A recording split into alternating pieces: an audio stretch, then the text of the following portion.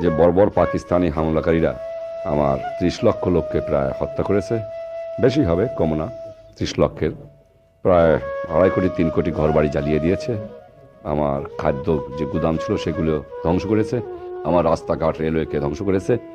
এমনকি currency note পর্যন্ত জ্বালিয়ে দিয়ে গেছে। ক্ষয়ক্ষতিপূরণ কি বলবো, একটা জাতকে ধ্বংস করার জন্য যা প্রয়োজন সব কিছু তারা করে গেছে। তবে আমার জাত ধ্বংস হবার নয়, তারা ত্যাগ করেছে তাদের জাতের মুক্তির জন্য, স্বাধীনতার জন্য। এবং তারা, আমি বিশ্বাস করি, দেশকে গড়ে তুলবে, তাদের রক্ত দিয়ে হলেও তাদের দেশকে গড়ে তুলবে। বাংলাদেশ এসেছে দুনিয়াতে, এবং যতদিন দুনিয়া থাকবে বাংলাদেশ থাকবে। যে আদর্শের জন্য বাংলাদেশ স্বাধীন হয়েছে, জাতীয়তাবাদ, সমাজতন্ত্র, গণতন্ত্র এবং ধর্মনিরপেক্ষ রাষ্ট্র, সে আদর্শের জন্য আমার দেশের 75 মিলিয়ন জনসাধারণ কাজ করে যাবে, সে বিশ্বাস আমার আছে।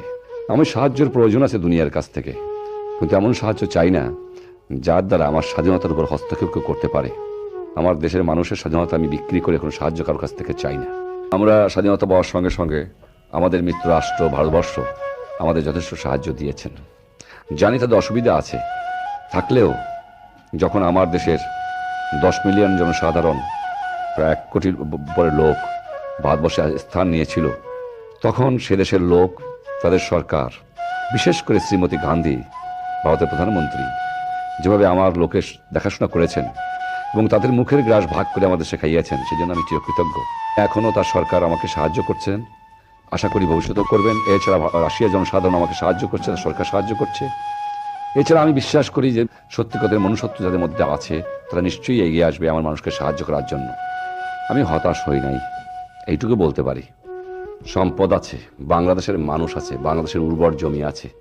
200 বছর ইংরেজ আমলে ইংরেজ বাংলাদেশকে শোষণ করেছে, তারপর 23 বছরে যা কিছু হাড়মাংস ছিল পশ্চিম পাকিস্তানে নিয়ে গেছে। কিন্তু স্বাধীন বাংলাদেশকে আর কেউ শোষণ করতে পারবে না, কোনো শক্তি দুনিয়ায় নাই। এবং এটা শোষণহীন সমাজ হবে, এবং এখানে হবে গণতন্ত্র, এখানে হবে সমাজতন্ত্র, এখানে হবে শোষণহীন সমাজ, এখানে হবে ধর্মনিরপেক্ষ রাষ্ট্র, এবং সেটা হবে জাতীয়বাদের ভিত্তিতে। জনসম্পদ দুনিয়ার সবচেয়ে বড় সম্পদ, সেটা বাংলার মানুষের আছে। আমিও দুনিয়া দেখেছি, কিন্তু এমন সোনার দেশ, এমন সোনার মাটি কোথাও দেখেছো তুমি? যদি আমার দেশের মানুষকে শোষণ কেউ না, বিদেশিরা না করতো, তাহলে আমার মানুষ এই হয়ে দুঃখী আজ হতো না।